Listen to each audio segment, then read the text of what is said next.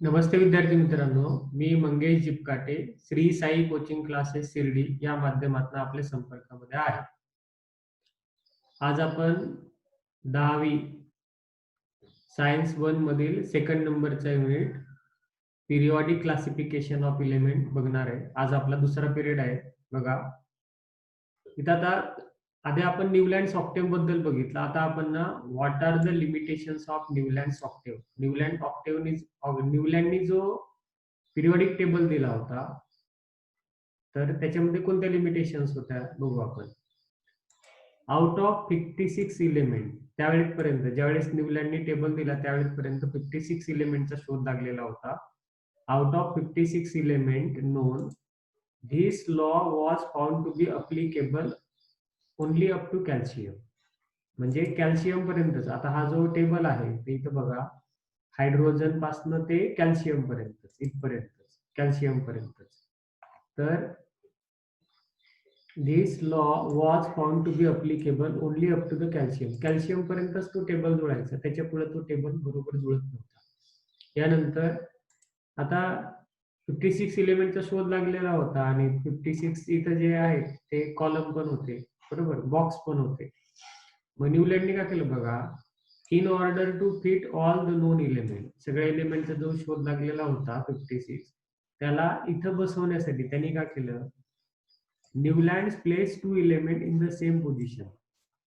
काही काही ठिकाणी काय केलं, 2 इलेमेंट एकाच ठिकाणी ठेवले, जसं आता कोबाल्ट निकेल झालं, सीसीएम लॅन्थेनम झालं, तर हे 2 इलेमेंट त्यांनी एकाच ठिकाणी ठेवले. जेव्हा की हे 2 इलेमेंट आहेत, म्हणजे 2 इलेमेंटच्या 2 वेगळ्या पोझिशन असायला पाहिजे, पण तरीही त्यांनी त्याला एकाच ठिकाणी ठेवलं, same position. For example cobalt nickel बघा, त्यानंतर सीसीएम लॅन्थेनम बघा, हे एकाच ठिकाणी ठेवले. आफ्टर calcium नंतर, after calcium, every 8th element did not possess the similar property to those of the first. बघा, कॅल्शियम नंतर, कॅल्शियम पर्यंत त्याचा जो टेबल होता तो बरोबर जुळला, तर कॅल्शियम नंतर पुढच्या एलिमेंटच्या ज्या प्रॉपर्टी आहेत त्या बरोबर जुळत नव्हत्या, बरोबर जुळत नव्हत्या. Those of the first, helium placed the metals, इथे या ठिकाणी जे ही प्लेस त्यांनी काय केलं, he place cobalt and nickel along the with the halogens. बघा, आता इकडे फ्लोरीन आहे, क्लोरीन आहे, ब्रोमीन आहे, तर याच्या सोबत त्यांनी कोबाल्ट आणि निकेल आणलं, कोबाल्ट आणि निकेल आणलं, जेव्हा की कोबाल्ट आणि निकेल हे मेटल आहे, पण ते त्यांनी हॅलोजन सोबत आणले, म्हणजे हे चुकी झाली. Newland octave did not have provision to accommodate the newly discovered element. बघा, समजा एवढे 56 इलेमेंटचा शोध लागला, समजा त्याच्यानंतर एखाद्या इलेमेंटचा शोध लागला, तर तो नवीन इलेमेंट, जो शोधलेला इलेमेंट आहे तो ठेवण्यासाठी, तो इथं ठेवण्यासाठी त्याच्या पिरियॉडिक टेबल मध्ये काहीच प्रोव्हिजन नव्हती, म्हणजे काहीच प्रोव्हिजन नव्हती की जेणेकरून न्यू इलेमेंट जो आहे त्या ठिकाणी ठेवता येईल.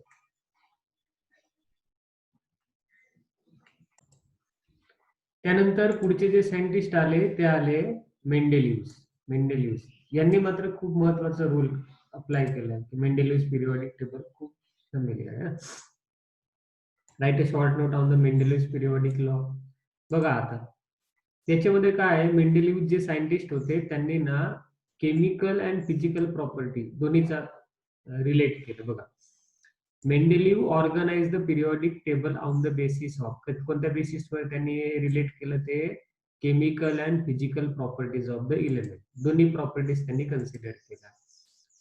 फॉर दीज, यासाठी, for these he consider the molecular formula of the hydrides and oxides. Molecular formula use केला कुणाचा, हायड्राइड्स आणि ऑक्साइड, म्हणजे जो काही इलेमेंट होता त्याची हायड्रोजन सोबत आणि ऑक्सिजन सोबत पण रिएक्शन. आता या ठिकाणी बघा, हा आर आहे, हा ओ सोबत oxide, R O oxide, R O R2O3 oxide, त्यानंतर हा हायड्राइड, हा ऑक्साइड, नाही का, हायड्रोजन सोबत रिएक्शन झाली म्हणजे हायड्राइड आणि ऑक्सिजन सोबत रिएक्शन झाली म्हणजे ऑक्साइड, तर त्यांनी त्याचा वापर केला.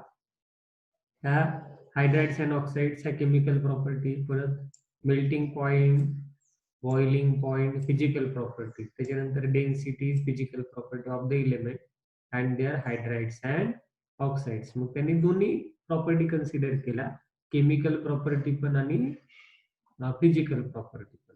केमिकल प्रॉपर्टी मध्ये हायड्राइड्स आणि ऑक्साईड, आणि फिजिकल प्रॉपर्टी मध्ये melting point, boiling point, density वगैरे हे सगळं.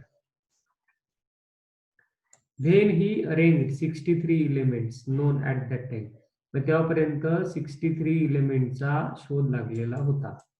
When he arranged 63 elements known at that time in an increasing order of their atomic mass, increasing order प्रमाणे अरेंज केलं, he found that physical and chemical properties of the elements showed repetition after certain fixed interval. काही ठराविक वेळे म्हणजे याच्यानंतर ते repetition दाखवतात. Actually मेंडेलिव्हने का केलं होतं की असे प्रत्येक इलेमेंटच्या physical property, chemical property, density वगैरे सगळ्यांचे ना एक एक पेज अरेंज केले होते. पेज म्हणजे कार्ड अरेंज केले होते, आणि एकानंतर एक, एकाखाली एक असे कार्ड त्यांनी ठेवले होते. म्हणजे त्यांना ते सोपं गेलं अरेंज करायला. म्हणजे हा कार्ड इथं, मग त्याच्यानंतर मागं पुढे करायला त्यांना सोपं गेलं. तर या पद्धतीनं they found that physical and chemical properties of the element showed repetition, repeat होता after certain fixed interval, काही ठराविक वेळेनंतर ते रिपीट होतात. On the basis of this finding he stated that, त्यांनी त्यांचा एक स्टेटमेंट दिला जो खूप महत्वाचा आहे. कोणतं महत्वाचं स्टेटमेंट आहे ते बघा. Properties of the elements are periodic functions of, periodic functions of, periodic म्हणजे काही ठराविक याच्यानंतर ते रिपीट होतील.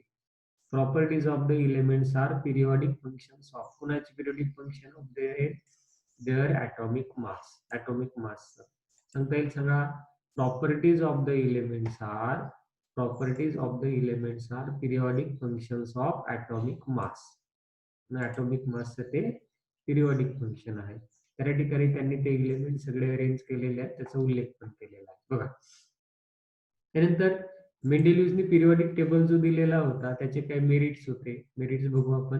State the merits of Mendeleev's periodic law. बघा, Mendeleev was the first successfully classify all the known element. म्हणजे मेंडेलिव्ह हे असे पहिले सायंटिस्ट होते ज्यांनी सगळेचे सगळे 63 एलिमेंट्स बरोबर अरेंज केले. पहिले असे सायंटिस्ट होते, सगळे एलिमेंट त्यांनी बरोबर अरेंज केले. Mendeleev was first successfully classify all known elements at that time. एक पहिलं. त्यानंतर atomic mass of the some element were revised. काही एलिमेंटचा atomic mass जो आहे वेगळा होता तो त्यांनी रिवाइज केला. काही एलिमेंट जे आहेत त्यांचा atomic mass जो आहे तो त्यांनी रिवाइज केला, म्हणजे थोडासा चेंज करावा लागला. का बरं बघा. Atomic mass of some of the element were revised so as to give them proper place in the periodic table. Periodic table मध्ये त्यांना ठराविक जागा देण्यासाठी त्यांना रिवाइज करावं लागला होता. In accordance with their properties प्रमाणे. For example, previously determined atomic mass of the beryllium. म्हणजे बेरिलियमचा आधीचा जो atomic mass होता तो किती होता? 14.09. 14.09 तो चेंज केला. Was change to correct value. पण नंतरची जी व्हॅल्यू होती ना ती करेक्ट होती. किती? 9.4. म्हणजे पहिल्यांदा बेरिलियमचा जो मास होता 14.09 तो थोडासा चुकीचा मिळालेला होता. मग नंतर तो करेक्ट करण्यात आला. करेक्ट व्हॅल्यू किती झाली? व्हॅल्यू त्याची 9.4. And beryllium was place before the boron. मग नंतर ऍटॉमिक मास कमी झाल्यामुळं मग जागा कोणाची आधी? बेरिलियमची आणि नंतर बोरॉनची, जेव्हा की आधी थोडंसं चुकीचं झालं होतं. त्यानंतर Mendeleev kept vacant places in the periodic table for the element not discovered till then. मेंडेलिव्हने अजून का केलं होतं बघा. काही एलिमेंटचा शोध लागलेला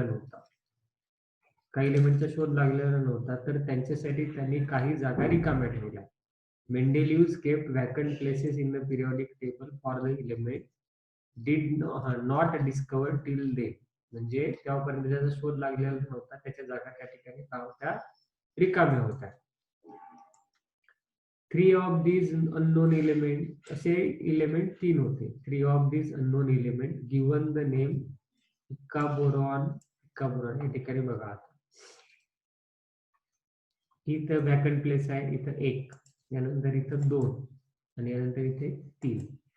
तर इथं इक्का बोरॉन याच्यासाठी, त्याच्यानंतर अल्युमिनियमच्या इथे आहे इक्वा अल्युमिनियम, आणि इथं 72 साठी इक्का सिलिकॉन. असं या पद्धतीने त्यांनी पोझिशन दिलं होतं. बघा काय तर 3 नाव दिले, कोणते कोणते? इक्का बोरॉन, त्याच्यानंतर इक्का अल्युमिनियम, आणि पुढे आहे इक्का सिलिकॉन. या पद्धतीने नॉट ओनली त्यांचे फक्त त्यांनी व्हॅकंट प्लेसेस ठेवले आणि त्यांचे नाव दिले, तेवढंच केले नाही. परत काय?